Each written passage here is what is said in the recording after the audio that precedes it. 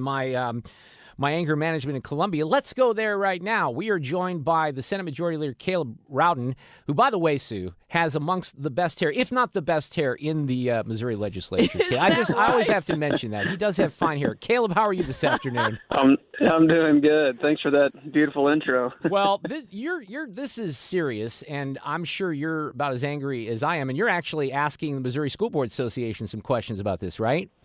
Yeah, we sent a letter a couple of days ago, and I think it was the motivation and the hope was that to give them a chance to kind of clarify and move away from the national school board opinion, which clearly is messed up. I mean, there's no scenario in which what they're trying to do in federalizing law enforcement against parents is in any way, shape, or form, the right thing for Missouri, the right thing for any state. And so, as a state chapter of a national organization, I wanted to know where they're at and wanted to have a better idea of if they thought that this was a good idea or not. Well, and I'm guessing at this point, here's the question, by the way. So the question you pose is, as a subsidiary of the NSBA, it's a simple one. Do you believe concerned parents in the great state of Missouri are domestic terrorists? Do you believe concerned parents in Missouri who are seeking the best education solutions for their kids should be punished with the same tools to punish perpetrators of the September 11th attacks, the deadliest acts of terrorism ever committed on American soil? I mean,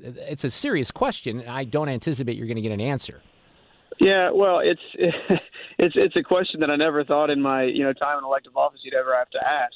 I mean, the notion that you would try parents under the Patriot Act, for these types of crimes is insane. I mean, you have parents who you're seeing this movement, and Columbia. I represent Columbia, live in Columbia. Columbia is a pro-public education town, always has been, probably always will be. But I've even felt in the last couple of years this kind of uprising of more parental engagement, more parental understanding that, hey, maybe I should have more choices in my kids' education. So when that's being pushed back upon, and now being pushed back upon in such an egregious way, I think they're just about to awaken a sleeping giant, and I think that's good. If there's a guy who believes that parents should have choices, I think that's a good thing. I don't want it to be this way, but I'm glad that this could be the instigator for change as it relates to more school choice and more parental choice for their kids. Yeah, well, I think the giant was awake, maybe just a little groggy, and now he's seeing very clearly. And I think you're right. And I've seen this as well. And it's not only on the CRT issues, but you've had, not unlike what we've had here in the St. Louis County area in particular, but there's been a bit of a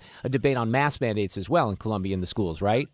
Yeah, that's right. And look, we Columbia, I think, has kind of flown under the radar as it relates to some of the things that they've done. But there are basic principles as it relates to a parent's involvement in their kids' schooling, a parent's involvement in their kids' lives. And when you have these education bureaucracies that are saying that parents should not be the final say for their kids. They're saying that they shouldn't have any control over or have any understanding of the curriculum, et cetera. That's crazy. And I never thought I'd live in a country or in a state where that was happening. But we are. And so, I mean, I think it takes what seems to be maybe from folks on the other side, really extreme measures to push back against this, because from my perspective, the extreme measure wasn't me sending a letter to the MSBA saying, hey, can you clarify your position? The extreme measure was the NSBA saying, hey, we want to call parents domestic terrorists because they don't agree with what we're doing, right? So I think this is not instigated on our side. This is a response, and I think the response needs to be serious because I think it's a serious matter.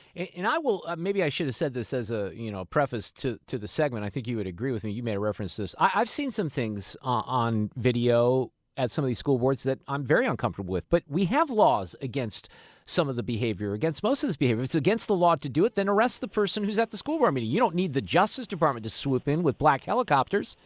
Yeah, that's right. There are any number of statutes on the books federally at the state level.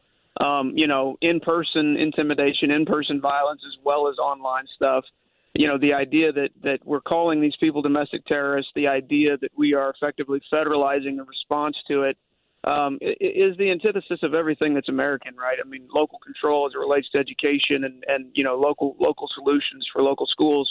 All that stuff is things that I think most of us believe in most of the time. And so it isn't about condoning violence because nobody condones violence, and there are obviously crazy people on every side of every issue. And so, I'm not standing up for the crazy person. I'm not standing up for the person who's going to go into a school board and do something really stupid. But I am standing up for the mom and dad who cares enough about their kids that they may want to go and they may want to have a say in a mask issue, a vaccine issue, a CRT issue, and they may not be lumped into some generic category Right. by the Department of Justice. By the way, just slight correction, there are those for advocating violence, and they're certainly in the BLM crowd and beyond. So I do think that happens. Caleb Rowden is with me. He's the Senate Majority Leader in Boone County for the state Senate. What's the plan moving forward when it comes to legislation dealing with CRT? It's tricky because, and I've talked about this has been a topic I've really focused on, but the specific definition of CRT is maybe a little different than what's seeping into the schools with indoctrination, whether that's intersectionality or whatever you want to call it. But that presents challenges when it comes to drafting legislation, doesn't it? Yeah, and I think you're exactly right. I think the best thing, if I was on the other side of this issue, if I was a public school bureaucrat, the best thing that we could do for them is just to say we're going to ban CRT in some very generic way, because I think you're right, it doesn't do a whole lot. From my perspective as a guy who throughout my 10 years in legislative service has become more and more and more passionate about the idea of more school choice and more parental choice for their kids, I ultimately think the answer to the question is to provide as many choice options for parents as humanly possible. I mean, I think the idea that you're going to be able to quote-unquote ban CRT is a bit too generic to get your head around. I think the idea that you are going to be able to police, liberal activist teachers who are out there who use that lens to teach American history and world history in a way that is clearly not the way it's meant to be done. It's really hard to say we're going to, ban that or do something to police that. And so I do think the ultimate answer to the question is to say in every situation, regardless of the kid's background, regardless of their zip code, regardless of how much money their parents have in their bank account, if a parent doesn't like what's going on, they should have multiple options to figure out how to get out of that situation. And there are so many kids in St. Louis and St. Louis County and in Kansas City and other places that don't have that option. I mean, and you have charters there in St. Louis and Kansas City, but you need more. We need more scholarships, empowerment scholarships that we passed this year. We just need all of those options in Missouri, and then parents have the final say, and I think that's the way it should be. I think that's the best ultimate answer to the question. And by the way, everything you just said there is more of an argument for, getting involved with school boards, because if you can't do this on a statewide basis, which I think is tricky, even with whatever legislation, that's why the parents need to be involved. They don't need to assault school board members, but staying engaged and involved is really smart. And by the way, as a great lead-in here, Caleb, Jean Evans, she's coming up next. She's been appointed to this group, Missouri Federation for Children, which is focusing on school choice, and she's going to join me next. All right, one final question. This is an important one. Good Lord, dude, can we beat North Texas this weekend? I think we're going to beat North Texas. I'm the most optimistic Mizzou football fan on the face of the planet. So I'm still hoping for. You're the one. Yeah, I am. I'm the guy. So I'm hoping for a turnaround. Well, it is homecoming. I made the terrible decision of heading up last weekend for the Tennessee debacle. I think I'm going to take a breath this weekend, then back for the Texas A&M, which will be a blowout. But look, Caleb, thank you for coming on. I'm going to have Fred get in touch. Here's something I will kind of toss out as an invite.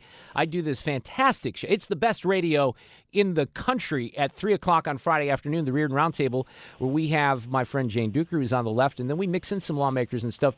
If you're ever going to come into St. Louis, love to have you on the Roundtable on a Friday afternoon, so consider that if you would. I'd love to do it. And I love Jane, so I'd love to be on there with her. Well, I won't hold that against you, so that's okay. Caleb Rowden, thank you. I appreciate it, Senator. Thanks, guys. All right, take care.